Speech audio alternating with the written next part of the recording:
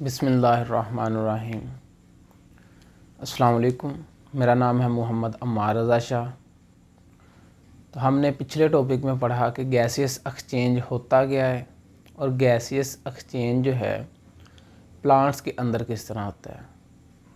आज हम basically discuss करेंगे कि गैसियस एक्सचेंज जो है हमारे पास एनिमल्स में, स्पेसिफ़िकली ह्यूमंस के अंदर किस तरह से होता है।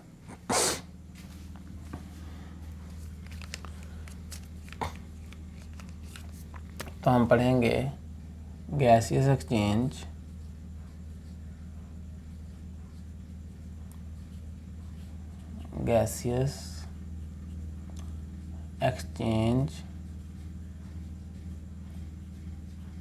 इन ह्यूमंस के अंदर।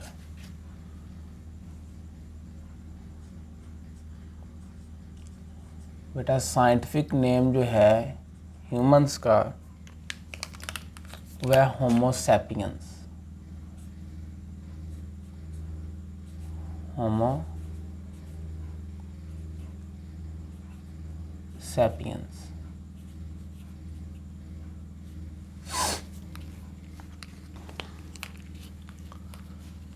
तो गैसियस एक्सचेंज हमने कल पढ़ लिया था कि बेसिकली गैसेस का तबादला जानवरों और उनके माहौल के दरमियान जो है गैसियस एक्सचेंज कहलाता है।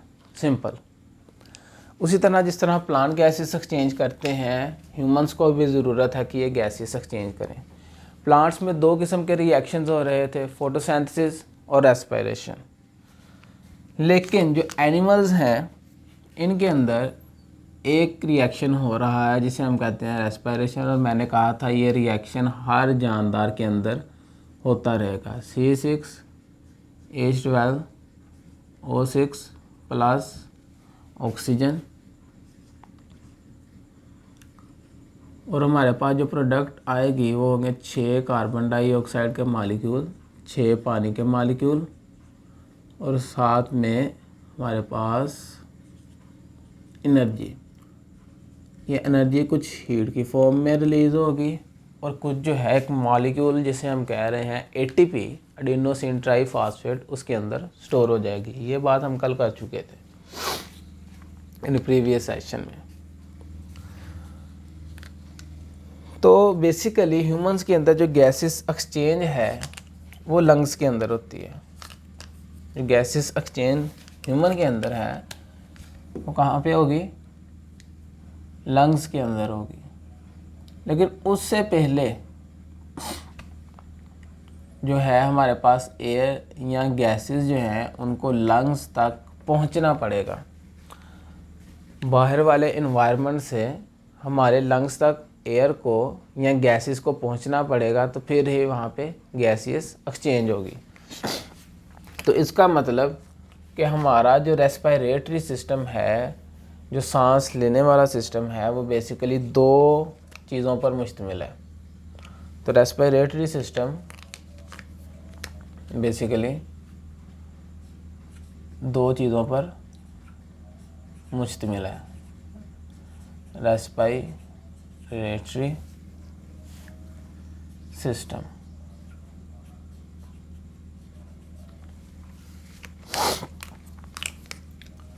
उसमें से रेस्पिरेटरी सिस्टम में एक जो है पार्ट उसे हम कहते हैं एयर पैसेजवे।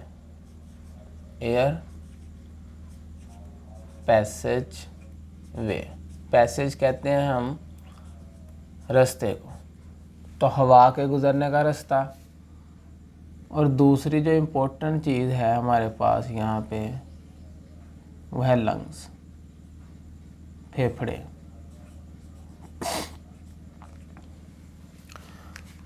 एक हमारे पास फेफड़े हैं जहाँ पे गैसेस एक्सचेंज बेसिकली होगी, और दूसरा वो रास्ता है जिसके ज़रिए हवा गुजरेगी जहाँ से और कहाँ पे जाएगी? फेफड़ों में, और उसे हम क्या कह रहे हैं? एयर पैसेज वे। तो आज के टॉपिक में बेसिकली हम डिस्कस करेंगे एयर पैसेज वे को, कि एयर पैसेज वे होता क्या है। ठीक है, यानी कि हवा किन किन रास्तों से, किन किन एरिया से गुजर के लंग्स की तरफ जाती है। तो इसको डिस्कस करने के लिए हम यहाँ पे एक मॉडल बना लेते हैं ह्यूमन बॉडी का, कुछ यूँ ह्यूमन बॉडी का एक मॉडल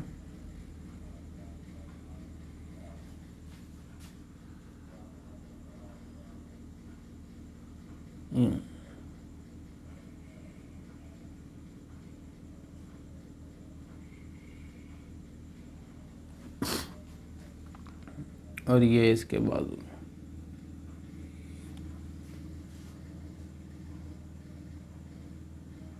कुछ यूँ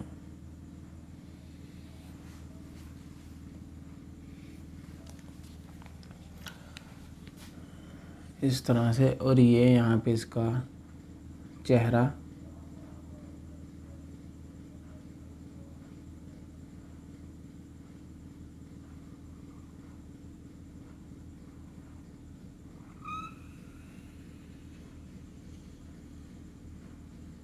यूँ।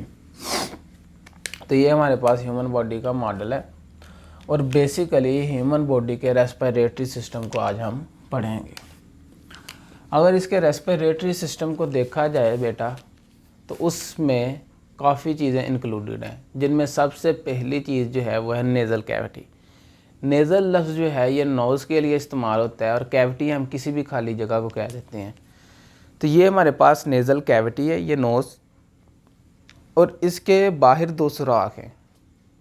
इन सुराखों को हम कहते हैं नोस्ट्रिल्स। इन सुराखों को क्या कहते हैं? नोस्ट्रिल्स। और क्योंकि ये बाहर मौजूद है तो इन्हें कहेंगे एक्सटर्नल नोस्ट्रिल्स। इन नोस्ट्रिल से एयर गुजर के कहाँ पे जाती है? इस कैविटी के अंदर जाती है, जिसे हम नेज़ल कैविटी कहते हैं। तो ऑब्वियसली यकीन है कि आपको इस चीज़ का तो पता चल गया होगा कि हमारे पास ये पार्ट जो है, ये जो कैविटी है, इसे हम क्या कहते हैं? Nasal cavity.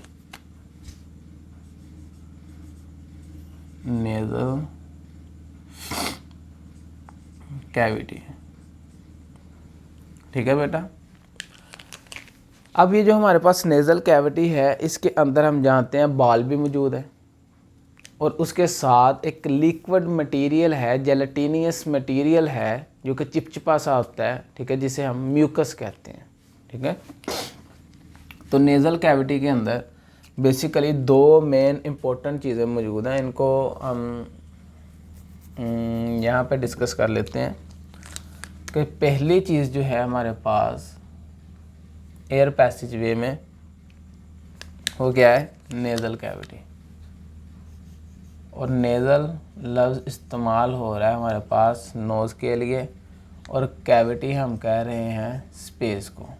तो नेज़ल कैविटी ऐसी जगह है जहाँ पे दो चीज़ें मेन मौजूद हैं। एक हमारे पास, चले यहाँ पे हम इसको राइट डाउन कर लेते हैं। एक हमारे पास हेयर्स हैं,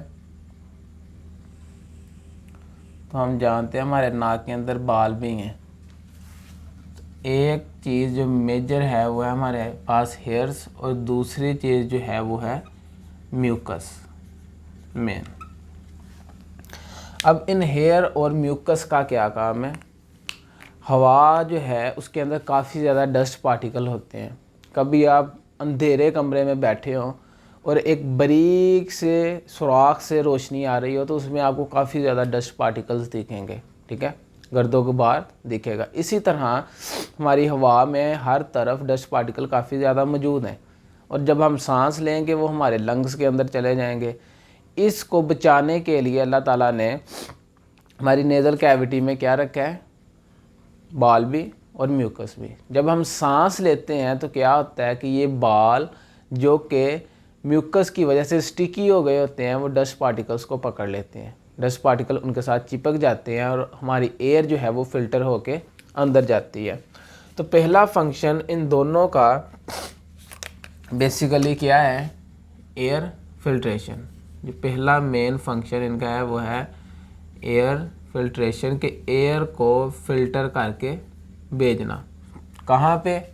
नेज़ल कैविटी के आगे। दूसरा फंक्शन ये है कि अगर जो है हवा उसका टेम्परेचर कम या ज़्यादा है, फ़र्ज़ करें सर्दियाँ हैं तो कम है, गर्मियाँ तो बहुत ज़्यादा टेम्परेचर है, तो क्या होगा, हमारे नोज़ में से जब हवा गुजर के जाएगी तो उसका टेम्परेचर जो है हमारी बॉडी टेम्परेचर के बराबर हो जाएगा और फिर वो अंदर जाएगी। ठीक है, इसका मतलब दूसरा मेन जो है यहाँ पे फंक्शन वो क्या है, मेंटेनेंस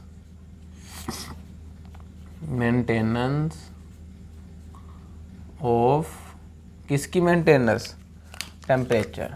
तो यहाँ पे मैं ब्लैक में लिख रहा हूँ कि मेंटेनेंस ऑफ टेम्परेचर, कि टेम्परेचर को मेंटेन करना, ये हमारे पास दूसरा फंक्शन है। तो पहला क्या है, एयर फिल्ट्रेशन, दूसरा है हमारे पास मेंटेनेंस ऑफ टेम्परेचर, और तीसरा फंक्शन जो है वो है हमारे पास कि अगर हवा में नमी मौजूद नहीं है तो उसको भी मॉइस्चर कर देना, उसमें नमी को ले आना। तो तीसरा यहाँ पे हमारे पास फंक्शन है मॉइस्चरिंग ऑफ एयर, यानी हवा को क्या कर देना, मॉइस्चर कर देना, उसमें नमी ले आना। तो नेज़ल कैविटी में ये 3 मेजर फंक्शन जो है परफॉर्म हो रहे होते हैं। ठीक है, तो नेज़ल कैविटी में आपने एक और चीज़ पढ़ी कि इसके बाहर जो ओपनिंग मौजूद है, इसके बाहर वाली साइड पे जो ओपनिंग मौजूद है उसे आपने नाम दिया नोस्ट्रिल्स का। उसमें से एयर गुजरी और कहाँ पे एंटर होगी, नेज़ल कैविटी में। अब ये नेज़ल कैविटी अंदर फिर खुलती है, अंदर की जानब फिर खुलती है, जिस तरह बाहर की जानब खुली है इसी तरह अंदर की जानब भी खुलती है, और उन 2 सुराखों को भी हम नोस्ट्रिल्स कहते हैं। जो अंदर वाले नोस्ट्रिल्स हैं उनको हम कहते हैं इंटरनल नोस्ट्रिल्स, और जबकि जो बाहर वाले हैं नोस्ट्रिल्स उनको हम क्या कहते हैं, एक्सटर्नल नोस्ट्रिल्स। तो एक्सटर्नल नोस्ट्रिल्स बाहर वाली साइड पे, और जो इंटरनल नोस्ट्रिल्स हैं वो अंदर वाली साइड पे होंगे। उम्मीद है आपको इतना क्लियर होगा। तो एक्सटर्नल नोस्ट्रिल से एयर एंटर हुई, कहाँ पे गई, नेज़ल कैविटी में, और आगे जो है 2 नोस्ट्रिल्स मौजूद है, वहाँ से ये एक पाइप के अंदर चली गई, वहाँ से ये मूव करके एक पाइप के अंदर चली गई।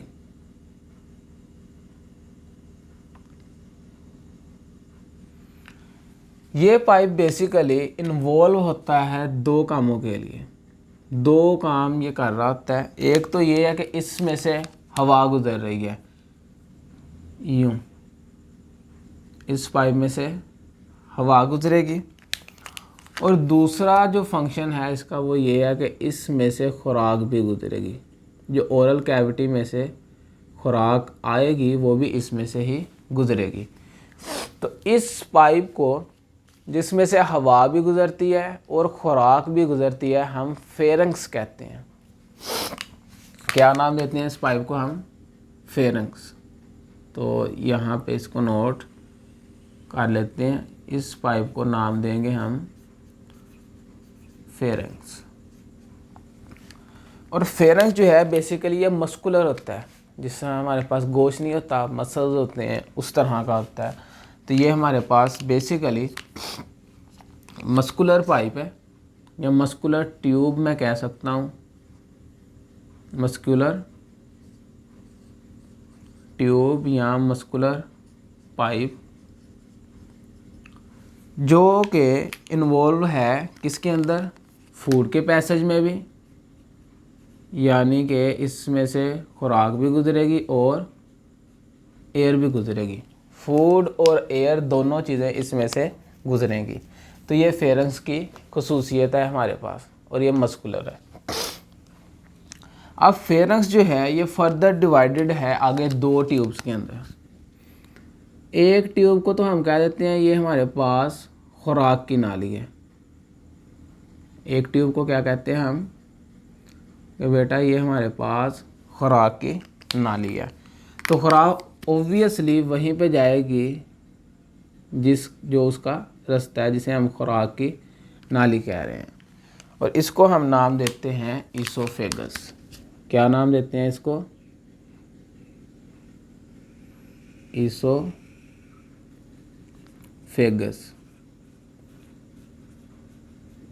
ईसोफेगस। और ईसोफेगस को हम फूड पाइप भी कह देते हैं। फूड का मतलब खुराक और पाइप का मतलब ऐसा पाइप जिसके अंदर क्या मौजूद होगी? खुराक मौजूद होगी, उसे हम क्या कहते हैं? Food pipe. उम्मीद है इतना क्लियर हो गया होगा। आगे अगर हम मूव करें, फर्दर मूव करें, मैंने कहा ये 2 ट्यूब्स में डिवाइड होगा कौन? फेरेंक्स। एक को तो आपने कह दिया कि ये हमारे पास बेटा जी ईसोफेगस है, यानी खुराक की नाली है। दूसरी ऑब्वियसली क्या होगी? सांस की नाली होगी। इसको हम कहते हैं लेरिंग्स। ये जो यहाँ पे चीज़ मौजूद है ना, ये जो उभार मौजूद है, यहाँ पे जो उभार मौजूद है, इसे हम कहते हैं ये हमारे पास लेरिंग्स है। ठीक है। अब फेरेंक्स जहाँ पे एंड हो रहा है, यानी मैं कहूँगा फेरेंक्स के फ्लोर पे जहाँ पे वो एंड है या ग्राउंड है उसका, और लेरिंक्स के टॉप पे या रूफ पे जहाँ पे, या मैं कहूँगा लेरिंक्स शुरू हो रहा है, वहाँ पे एक ओपनिंग मौजूद है। उस ओपनिंग को हम कहते हैं ग्लोटस। इस ओपनिंग को हम क्या कहते हैं? ग्लोटस।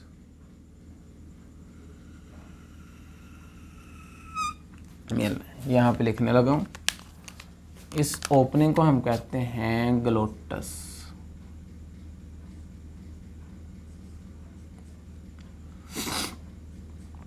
ग्लोटस। तो ग्लोटस बेसिकली हमारे पास ओपनिंग है। It is an opening. और ये ओपनिंग कहाँ पे है?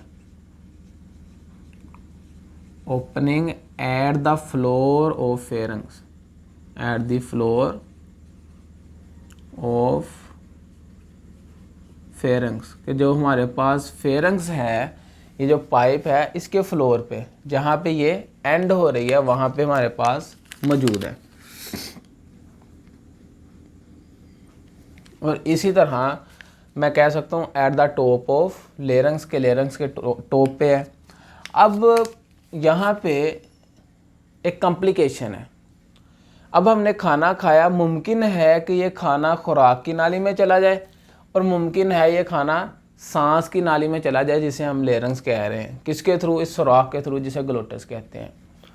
अब इसको बचाने के लिए अल्लाह ताला ने क्या किया है कि इसके ऊपर एक टिश्यू की लेयर रख दी है, या आप कह सकते हैं एक ढकना रख दिया टिश्यू का। ठीक है, ताकि ये प्रोटेक्ट करे ग्लोटस को कि इसमें खाना ना चला जाए। तो जब आप खाने को निगलेंगे तो ये जो कनेक्टिव टिश्यू का एक लेयर है या फ्लैप है या ढकना है, ये क्या करेगा? इस ग्लोटस को उस वक्त बंद कर देगा जब आप चीज़ों को निगलने लगेंगे। तो चूंकि ये ग्लोटस के ऊपर मौजूद है, और एपी टर्म हम इस्तेमाल करते हैं किसके लिए? ऊपर के लिए। तो इसको हम नाम देंगे एपिग्लोटस। तो इसे मैं यहाँ पे रेड में लिख रहा हूँ, ये बहुत इम्पोर्टेंट है। इम्पोर्टेंट क्यों है? इसलिए इम्पोर्टेंट है कि ये खाने को सांस की नाली में एंटर नहीं होने देता। तो आप देखिएगा कि हमारे पास ये हमारे पास फ्लैप कहते हैं लेयर को, फ्लैप ऑफ कनेक्टिव टिश्यू। तो CT लिख दिया यहाँ पे। तो ये कनेक्टिव टिश्यू की क्या है? एक फ्लैप है। और ये कनेक्टिव टिश्यू बेसिकली कार्टिलेज होगा। ठीक है, कार्टिलेज क्या है? अगर आपने लेग पीस कभी खाया है तो उसकी साइड्स पे वाइटिश सा मटेरियल लगा होता है, वो कार्टिलेज होता है। या अगर सीने की हड्डी खाई हो तो उसमें एक सॉफ्ट बोन होती है, उसे हम क्या कहते हैं? कार्टिलेज, वाइट कलर की। तो ये हमारे पास फ्लैप है कनेक्टिव टिश्यू का। अब आप पानी जब पिएं या खाना निगलें, या आप पानी निगल रहे हों या खाने को निगल रहे हों, तो आप कभी भी सांस नहीं ले सकते। लेक्चर लेने के बाद आप देखिएगा, या वीडियो को इधर पॉज करके पानी लेके आएँ और पी के देखें। जब आप पानी निगल रहे होंगे आप सांस नहीं ले सकते। क्यों? क्योंकि उस वक्त हमारे पास जो है ग्लोटस बंद हो जाता है। और कौन उसे बंद करता है? एपिग्लोटस, ताकि उसमें पानी या खुराक ना चली जाए। अब हम आते हैं इस पाइप की तरफ जिसे हमने कहा लेरिंग्स। ये जो पाइप है हमारे पास, ये वाला, इसे क्या नाम दिया हमने? लेरिंग्स। लेरिंग्स जो है बेसिकली इसे वॉइस बॉक्स भी कहा जाता है। वॉइस बॉक्स क्यों कहा जाता है? कि यहाँ पे ही आवाज़ बेसिकली प्रोड्यूस होती है, आवाज़ यहीं पे बनती है। जैसे हम जब बचपन में हाफिज़ जी के पास जाते थे तो वो कहते थे यहाँ से आवाज़ निकालो, आइन, ठीक है। तो ये हमारे पास एक ऐसा एरिया है या ऐसा डब्बा है जहाँ पे आवाज़ प्रोड्यूस होती है। तो ये बेसिकली कार्टिलेज का बना होता है। तो it is made up of cartilage. ये हमारे पास कार्टिलेज का बना है, कार्टिलेज। और कार्टिलेज मैंने अभी बता दिया कि किस तरह की होती है। ये हार्ड भी होती है, सॉफ्ट भी होती है। तो ये हमारे पास कार्टिलेज का बना है जो कि एक कनेक्टिव टिश्यू की टाइप है। और इसे हम वॉइस बॉक्स भी कहते हैं क्योंकि यहाँ पे आवाज़ जो है प्रोड्यूस हो रही है। वॉइस बॉक्स इसलिए कहते हैं कि यहाँ पे आवाज़ प्रोड्यूस हो रही है। अगर इसका आप क्रॉस सेक्शन देखें, यानी अगर ये इस तरह पाइप है और इसको आप खींच के इस तरह देखें तो ये आपको कुछ यूँ दिखेगा ऊपर से, यूँ, इस तरह से। और आपको दिखेगा कि इसके अंदर कॉर्ड्स मौजूद हैं, रस्सियाँ, कॉर्ड कहते हैं रस्सी को। 4 कॉर्ड्स मौजूद हैं, 4 रस्सियाँ मौजूद हैं। यहाँ आप कह सकते हैं 2 पेयर्स मौजूद हैं रस्सियों के, एक पेयर ये यानी जोड़ा और एक जोड़ा ये। टोटल कितनी? 4। और पेयर कितने? हमारे पास 2। इन रस्सियों को या इस जोड़े को हम कहते हैं वोकल कॉर्ड। वोकल कहते हैं आवाज़ को, और कॉर्ड का मतलब रस्सियाँ। तो ऐसी रस्सियाँ जो आवाज़ प्रोड्यूस करती हैं उन्हें वोकल कॉर्ड कहते हैं। तो क्वेश्चन पैदा होता है ये आवाज़ कैसे प्रोड्यूस करती हैं? तो आपने अगर गिटार देखा हो तो उसके ऊपर यानी ब्रीक सी तार मौजूद होती है, काफ़ी ज़्यादा तारें होती हैं।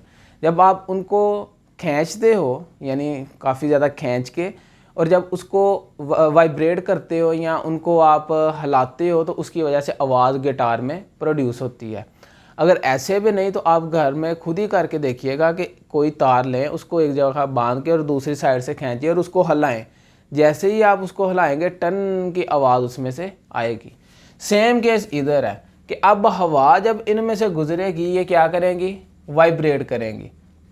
हवा हमारे पास फेरंग से कहाँ पे आएगी? इसी लेरिंग्स में। और जब इसमें से हवा गुजरती है, जब हम सांस को छोड़ते हैं तो इसमें से हवा गुजरती है और ये वाइब्रेट करता है। और जब ये वाइब्रेट करता है तो इसके पास क्या आती है?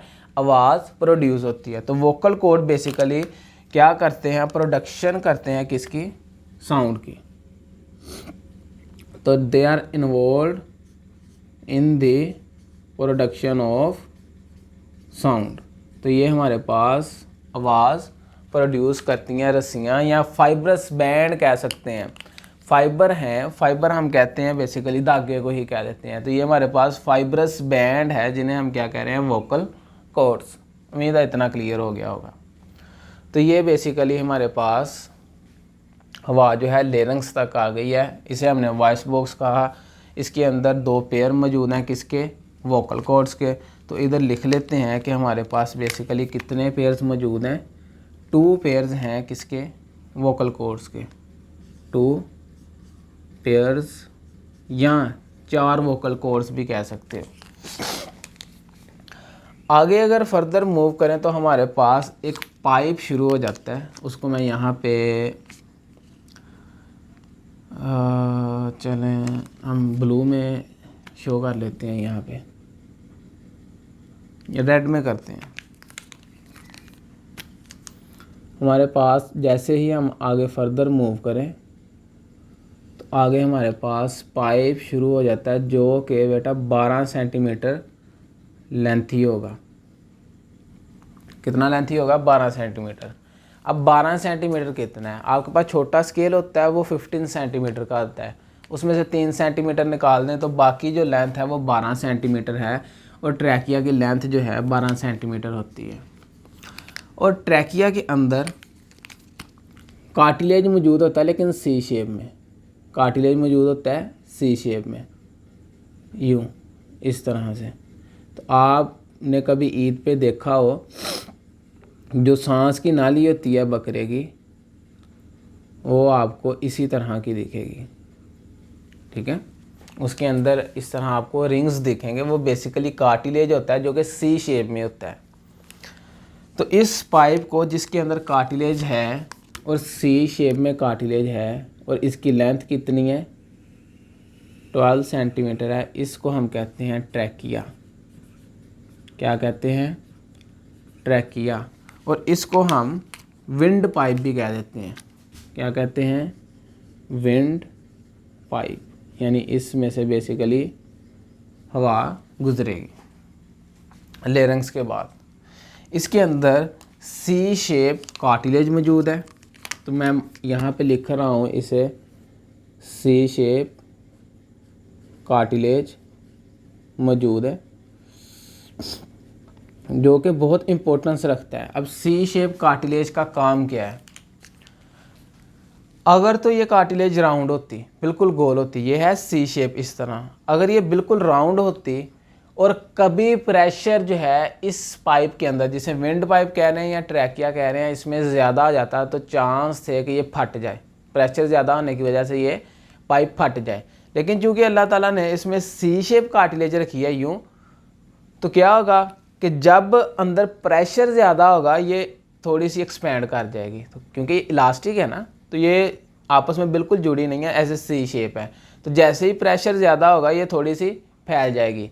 और जहाँ पे उसका एरिया जो है ज़्यादा होता है, सरकमफेरेंस जो है ज़्यादा होगा उस पाइप का, वहाँ पे प्रेशर कम हो जाएगा।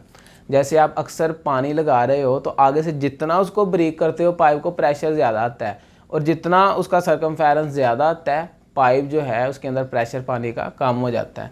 तो ये सी शेप कार्टिलेज जो है ये क्या करेगी कि एक्सपेंड कर जाएगी, पाइप का जो है एरिया या सरकमफेरेंस थोड़ा सा ज़्यादा हो जाएगा और हमारे पास पाइप के अंदर प्रेशर कम हो जाएगा और ये फटने से बच जाएगा। तो सी शेप कार्टिलेज के बेसिकली 2 फंक्शन हैं।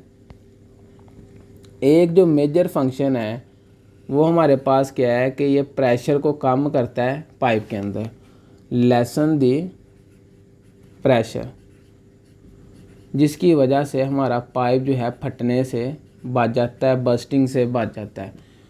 दूसरा काम क्या है, जब एयर मूव अंदर को कर रही है और बाहर को जा रही है तो कुछ ऐसा वक्त भी आएगा जब हमारे इस पैसेज वे में हवा मौजूद नहीं होगी। तो हवा मौजूद नहीं है, उसके लिए वो ट्रैकिया मुमकिन है कि आपस में बंद हो जाए, कोलैप्स हो जाए। लेकिन अल्लाह ताला ने उसके अंदर ये हार्ड कार्टिलेज रखी है, सी शेप कार्टिलेज रखी है, जिसकी वजह से ये हमारा जो पाइप है सांस की नाली वाला ये बंद नहीं होता।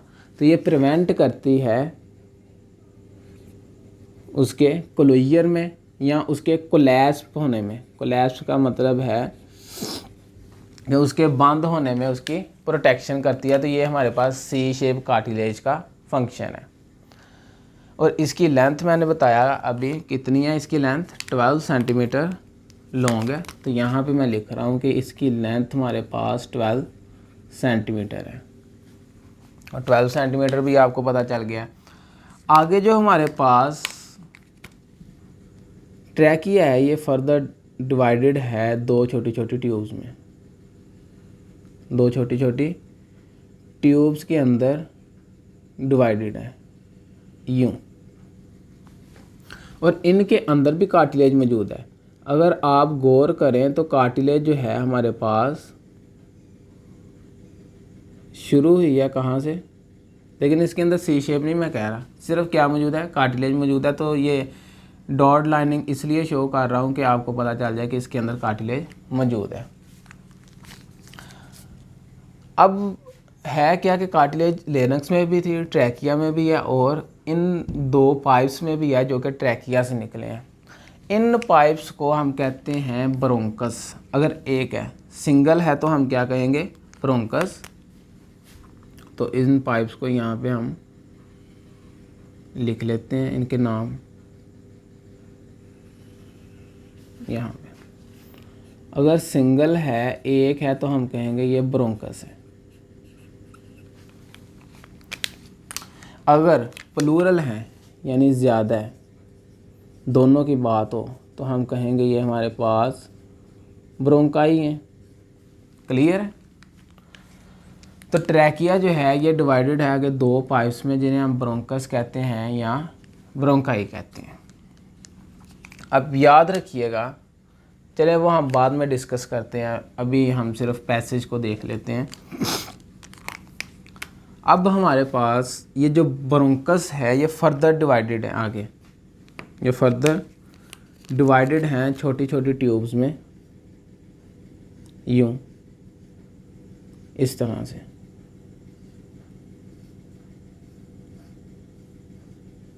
छोटी छोटी ट्यूब्स में डिवाइडेड है। इन ट्यूब्स को हम कहते हैं ब्रोंक्यूल्स।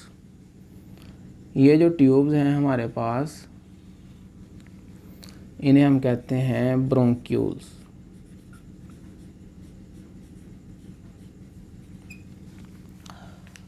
ब्रोंक्यूल जो हैं ये ट्यूब्स हैं जो किससे निकली हैं, ब्रोंकस से, और इनमें भी कार्टिलेज जो है मौजूद होगा, लेकिन कम, लेसर अमाउंट होगी किसकी, कार्टिलेज की, लेकिन मौजूद होगी। उसी तरह ब्रोंकस के अंदर भी कार्टिलेज मौजूद होगा, हैविंग कार्टिलेज। और लेरिंक्स हमारा भी और ट्रैकिया भी हमारा किसकी बनी है, कार्टिलेज की बनी है। आगे ये ब्रोंक्यूल्स फर्दर डिवाइडेड हैं, और जब ये डिवाइड हो रही होंगी, इनमें से अब जो है कार्टिलेज ख़त्म होना शुरू हो जाएगा। अब इनमें से कार्टिलेज ख़त्म होना शुरू हो जाएगा, और ये बड़ी फाइन यानी बहुत बारीक बारीक ट्यूब्स बन जाएंगी। इन ट्यूब्स को हम कहते हैं, एक न्यू नाम दे देते हैं, एल्व्यूलर डक्ट्स। इन ट्यूब्स को हम क्या कहते हैं, एल्व्यूलर डक्ट्स। तो इधर मैंने ज़्यादा बना दी हैं, इधर कम बना दी हैं, लेकिन ऐसा कोई नहीं है फंक्शन। यहाँ पे भी काफ़ी ज़्यादा होंगी और इधर भी काफ़ी ज़्यादा होंगी। इन डक्ट्स को, ये जो मैंने यहाँ पे ब्लैक में शो की हैं, ये बहुत स्पेशलाइज्ड डक्ट्स हैं। इन डक्ट्स को मैं यहाँ पे रेड में लिख देता हूँ। इन्हें हम कहते हैं एल्व्यूलर डक्ट्स। क्या कहते हैं, एल्व्यूलर डक्ट। और डक्ट हम कहते हैं नाली को, ठीक है। और चूँकि ये नालियाँ बहुत बारीक बारीक, इन्हें कहते हैं एल्व्यूलर डक्ट। और एल्व्यूलर डक्ट के अंदर कार्टिलेज नहीं होती, हैविंग नो कार्टिलेज। और ये सिंगल सेल्ड भी होती हैं, हैविंग नो कार्टिलेज, के इनके अंदर बेटा जी कोई कार्टिलेज मौजूद नहीं होती। अब ये जो हमारे पास ये बहुत बारीक बारीक ट्यूब्स बनी हैं, इनके अंदर, इनके आगे आगे इनके पॉइंट्स पे थैलियाँ मौजूद होती हैं, सैक लाइक स्ट्रक्चर मौजूद होते हैं। ये जो कि मैं यहाँ पे ग्रीन कलर में शो कर रहा हूँ, यूँ सैक लाइक स्ट्रक्चर। इधर भी यूँ हमारे पास सैक लाइक स्ट्रक्चर जो है मौजूद होगा, इस तरह से। ये जो सैक लाइक स्ट्रक्चर है, यहाँ पे हमने ग्रीन कलर में लिखा, इसे हम कहते हैं एल्व्यूलस। इसे क्या कहते हैं, एल्व्यूलस। तो अगर एक है तो एल्व्यूलस, अगर सब की बात की जाए, प्लूरल होंगे, तो हम कहेंगे ये हमारे पास एल्व्यूलाई हैं।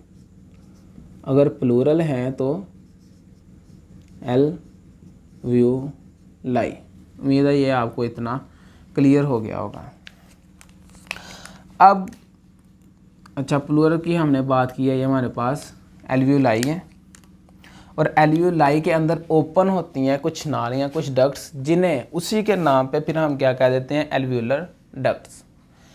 बेसिकली जो गैसियस एक्सचेंज है, आखिर में जाके गैसेस इसी सैक के अंदर, इन्हीं थैलियों के अंदर आती हैं, और गैसियस एक्सचेंज मेनली इसी के अंदर होता है। तो गैसियस एक्सचेंज जो है हमारे पास वो बेसिकली इसी थैली के अंदर हो रहा होता है। ओके, समझ आ गई यहाँ पे। अब यहाँ पे गैसेस एक्सचेंज होता कैसे है वो डिस्कस करते हैं, लेकिन एक दफ़ा इसको पीछे वाले को ओवरव्यू कर लेते हैं। हवा एक्सटर्नल नोस्ट्रिल से गई नेज़ल कैविटी में। नेज़ल कैविटी में हेयर्स भी मौजूद थे, म्यूकस भी मौजूद था। उनका काम क्या है? Air filtration, maintenance of temperature, किसका? एयर का टेम्परेचर मेंटेन करना और मॉइस्चरिंग। उसके बाद नेज़ल कैविटी से गुजर के वो इंटरनल नोस्ट्रिल के थ्रू एक पाइप में आए जिसे मस्कुलर ट्यूब कहते हैं, जिसमें से खुराक भी गुजरेगी, हवा भी गुजरेगी, और उसका नाम है फेरेंक्स। उसके बाद आगे अगर खुराक है तो खुराक की नाली में फूड पाइप में चली जाएगी जिसे हम इसोफेगस कहते हैं। अगर हमारे पास हवा है तो वो कहाँ पे आ जाएगी? लेरिंक्स में। अब खाना खाते हुए खुराक हवा की नाली में ना चली जाए, इसके लिए अल्लाह ताला ने यहाँ पे एक फ्लैप ऑफ टिश्यू रखा है जो कि एक ओपनिंग के ऊपर मौजूद है, और ये ओपनिंग फेरेंक्स के फ्लोर पे मौजूद है या लेरिंक्स के टॉप पे मौजूद है। तो क्या होता है कि ये एपिग्लोटस जो है इस ग्लोटस या इस ओपनिंग को बंद कर देता है जब हम खाने को निगलते हैं। उसके बाद लेरिंक्स है। लेरिंक्स जो है कार्टिलेज का बना है, इसे वॉइस बॉक्स भी कहते हैं। अगर इसका क्रॉस सेक्शन देखें तो इसके अंदर 4 वोकल कॉर्ड्स हैं या 2 पेयर्स मौजूद हैं वोकल कॉर्ड्स के, जिनमें से जब हवा गुजरती है तो साउंड प्रोड्यूस होती है। लेरिंक्स के बाद हवा जो है ये जाती है ट्रैकिया की तरफ, जिसे हम विंड पाइप भी कहते हैं। इसकी लेंथ 12 सेंटीमीटर है। इसके अंदर सी शेप कार्टिलेज होती है, और सी शेप कार्टिलेज जो है इसके 2 काम हैं। एक तो ये इस पाइप को फटने से बचाती है ताकि अगर प्रेशर अंदर ज़्यादा आ जाए तो उस प्रेशर को कम किया जा सके, और दूसरा ये है कि अगर अंदर हवा नहीं है तो उसे बंद होने से बचाया जा सके। उसके बाद ट्रैकिया जो है ये फर्दर डिवाइडेड है 2 ट्यूब्स में, जिसे हम कहते हैं ब्रोंकस, या अगर दोनों की बात करें तो ब्रोंकाई। ये भी कार्टिलेज की बनी हुई है। आगे हमारे पास ये जो ब्रोंकाई है डिवाइडेड है ब्रीक ब्रीक नालियों के अंदर, जिसे हम ब्रोंक्यूल्स कहते हैं, जिनमें आहिस्ता आहिस्ता कार्टिलेज ख़त्म होना शुरू हो जाता है।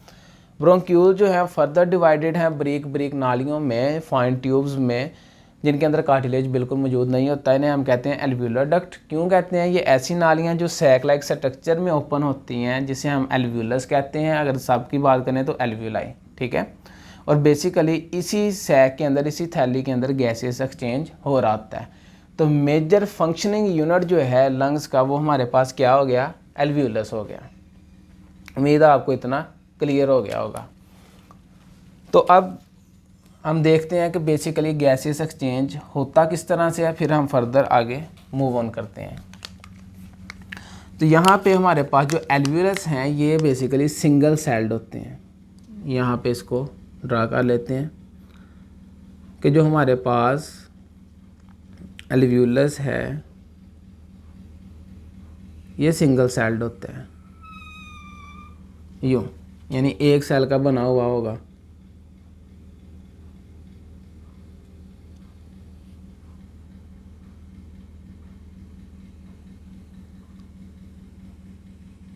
ये लें आपके सामने, ये इस तरह से, इस तरह से ये लें। तो ये हमारे पास सैक बन गया, थैली बन गई है, जिसे हम यहाँ पे कह रहे हैं एल्व्यूलस। ये देखें, ठीक है। एल्व्यूलस के अंदर ब्लैक कलर में अगर देखें तो एक डक्ट खुल रही है जिसे हमने नाम दिया है एल्व्यूलर डक्ट का। वो भी ऑब्वियसली सिंगल सेल्ड ही होगी।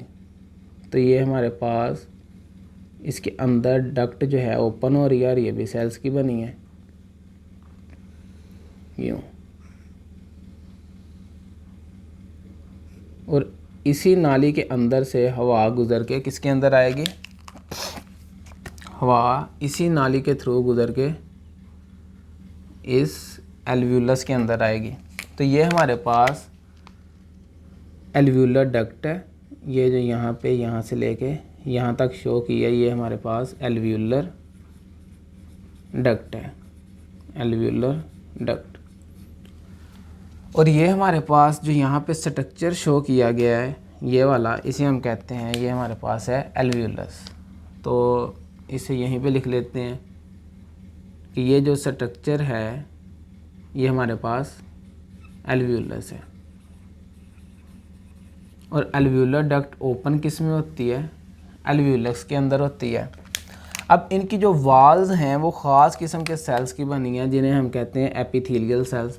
कोई भी ऐसी ऑर्गन या कोई भी ऐसी लेयर जिसकी सबसे ऊपर वाली जो लेयर है या सबसे अंदर वाली जो ऊपर वाली जो लेयर है वो ख़ास किस्म के सेल्स बनाएंगे, उन्हें हम कहते हैं एपिथेलियल सेल्स। एपी कहते हैं ऊपर को, तो ऐसे सेल्स जो सबसे ऊपर वाली लेयर बनाते हैं एपिथेलियल सेल, और ये वैसे भी सिंगल लेयर्ड है, यानी सॉरी ये हमारे पास सिंगल लेयर्ड है, एक ही लेयर है इसकी। तो इस सेल्स को हम क्या कहते हैं, एपिथेलियल सेल्स। तो ये याद रखिएगा कि लेयरिंग जो है बेसिकली एपिथेलियल सेल्स करते हैं। अब एल्वियोलर डक्ट से होती हुई हवा आ गई है हमारे पास एल्वियोलस के अंदर। एल्वियोलस के अंदर जो एयर आई है उसके अंदर नाइट्रोजन भी होगी, तो उसे हम यहाँ पे ग्रीन में शो कर लेते हैं कि इसके अंदर नाइट्रोजन भी होगी। उसके अलावा इसके अंदर कार्बन डाइऑक्साइड भी होगी, CO2, उसे मैंने ब्लू में शो कर दिया, और साथ ही यहाँ पे ऑक्सीजन भी मौजूद होगी, तो उसे मैंने रेड में शो कर दिया। अब होता क्या है कि ऐसी नाली जो दिल से खून को दूर लेके जाती है उसे हम कहते हैं आर्टरी, ठीक है।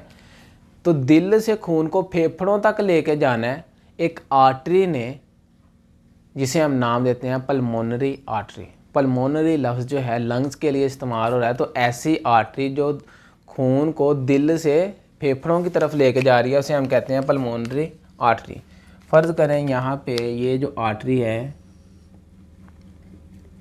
ये हमारे पास पल्मोनरी आर्टरी है, और इसमें जो खून है वो डीऑक्सीजनेटेड है, तो ब्लू में शो कर रहा हूँ। इसका मतलब इसके अंदर जो खून होगा वो कैसा होगा, डीऑक्सीजनेटेड होगा, ये ना।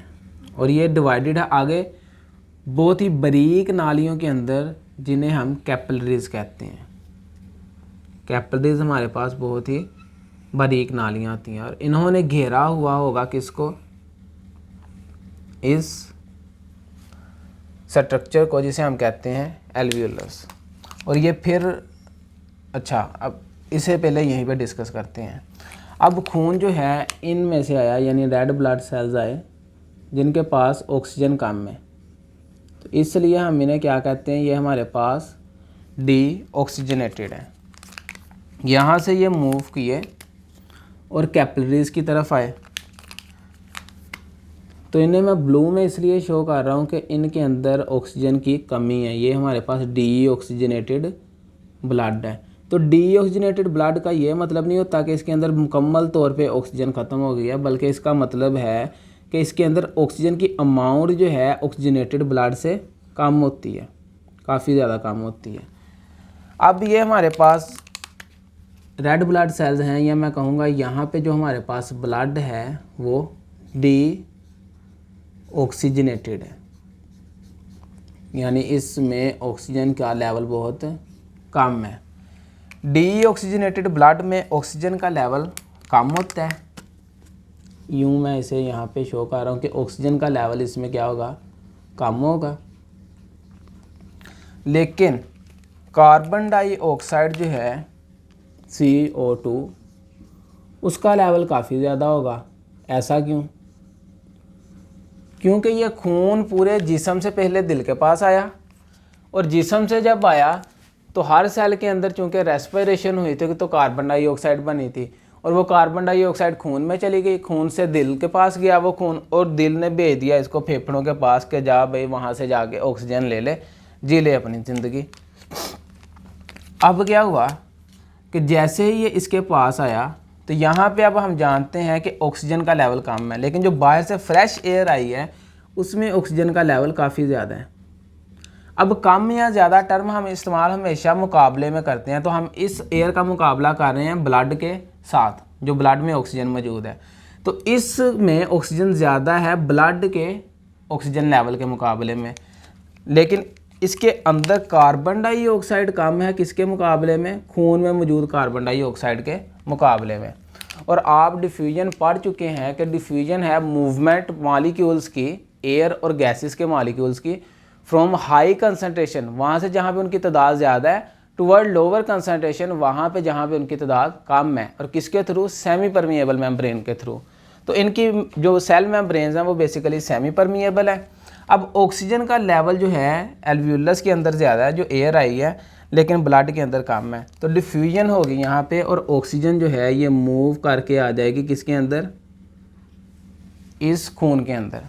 और अंदर चूँकि कार्बन डाइऑक्साइड का लेवल ज़्यादा है, आप देख सकते हैं कि कार्बन डाइऑक्साइड का लेवल डिओक्सीजनेटेड ब्लड में ज़्यादा है, और ये मूव करके कार्बन डाइऑक्साइड चली जाएगी फेफड़ों में। एक दफ़ा ऑक्सीजन खून में चली गई और कार्बन डाइऑक्साइड एल्वियोलस के अंदर आ गई, यानी फेफड़ों के अंदर आ गई, तो फिर क्या होगा, हम क्या करेंगे, उस हवा को बाहर निकाल देंगे, ठीक है। और हमारे पास चूँकि ऑक्सीजन अब ब्लड के अंदर आ गई है, तो हमारे पास जो रेड ब्लड सेल बनेंगे, जैसे ही उनके साथ ऑक्सीजन अटैच होगी, उनका कलर जो है रेड हो जाएगा, डार्क रेड। तो अब ये रेड ब्लड सेल्स हैं, ये शो कर रहे हैं कि अब हमारे पास जो ब्लड है वो क्या हो गया है, ऑक्सीजनेटेड। तो ये अब हमारे पास यहाँ पे चूँकि ऑक्सीजन का लेवल जो है ज़्यादा हो गया, काफ़ी ज़्यादा हो गया है, तो अब इस ब्लड को हम कहेंगे ऑक्सीजनेटेड, और इसमें ऑक्सीजन का लेवल ज़्यादा होगा, ऑक्सीजन का लेवल ज़्यादा होगा, लेकिन कार्बन डाइऑक्साइड जो है उसका लेवल इसके अंदर काफ़ी कम होगा, क्योंकि कार्बन डाइऑक्साइड हमने निकाल दी। और जो ये नाइट्रोजन आई थी, ये जितनी आई थी उतनी की उतनी वापस चली जाएगी, क्योंकि ब्लड में उसका कोई काम नहीं है। अब ये कैपिलरीज मिलेंगी और वेन्स बना देंगी। तो वेन्स हमारे पास ऐसी नालियाँ होती हैं जो खून को दिल की तरफ लेके जाती हैं, और इस वेन को हम कहते हैं पल्मोनरी वेन। तो ये कैपिलरीज मिलेंगी, वेन बनाएंगी, और वेन जो हैं खून को दिल के पास ले जाएंगी। अब दिल क्या करेगा कि इसी खून को पूरे जिस्म के अंदर ट्रांसफ़र करवा देगा, पूरे जिस्म के अंदर भेज देगा, ठीक है। उम्मीद है इसका समझ आ गई होगी। तो दो किस्म की स्पेसिफिक वेन्स जो हैं ये हमारे पास यहाँ पे है, पल्मोनरी आर्टरी, PA मैंने लिख दिया यहाँ पे, और इसको मैंने यूँ सर्कल कर दिया, और यहाँ पे हमारे पास है पल्मोनरी वेन, जो कि ऑक्सीजनेटेड ब्लड जो है दिल की तरफ लेके जाएंगी। तो इस तरह से गैसेस एक्सचेंज होता है कहाँ पे, एल्वियोलस के अंदर, ओके। अब यहाँ पे एक लेयर इनके गिर्द डबल लेयर मौजूद होगी, दो लेयर्स मौजूद होंगी इस तरह से, यूँ एक लेयर ये, और दूसरी लेयर इसके ऊपर हम ड्रा कर लेते हैं ब्लू कलर में, यूँ।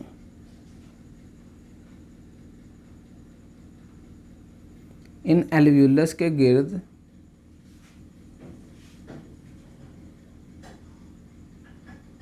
दो लेयर्स मौजूद होंगी, और हम कहेंगे अब हमारे पास ये एक यूनिट बन गया जिसे हम लंग कहते हैं, फेफड़ा कहते हैं, ठीक है। उसी तरह इस साइड पे भी ऐसा ही होगा कि हमारे पास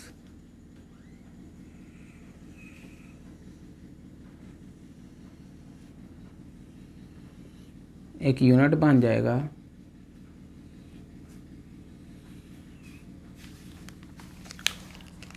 डबल मेम्ब्रेन होंगी इसके ऊपर।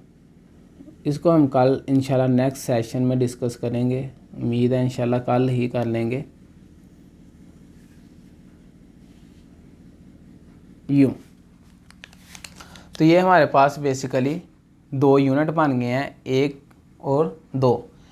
अगर देखा जाए तो लेफ़्ट यूनिट जो है ये छोटा है और राइट यूनिट जो है ये बड़ा है।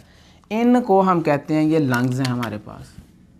इनको यहाँ पे मैं डिस्कस कर देता हूँ। ये हमारे पास लेफ़्ट लंग है, लेफ़्ट लंग, और ये जो है हमारे पास राइट लंग है, यानी दायां फेफड़ा।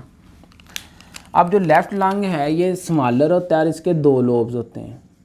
कितने लोब्स होते हैं? दो। और जो राइट लंग है ये थोड़ा सा साइज़ में बड़ा होता है। अगर आप देखें आपको क्लियर कट दिख रहा होगा, राइट लंग बड़ा है और इसके 3 लोब्स होते हैं, यानी लोब हम कहते हैं हिस्से को। तो बेसिकली इसके 3 हिस्से होते हैं। तो आज के टॉपिक में हमारे पास बेसिकली हमने पढ़ा एयर पैसेजवे और लंग के बारे में थोड़ा सा पढ़ा कि ये हमारे पास यूनिट होता है।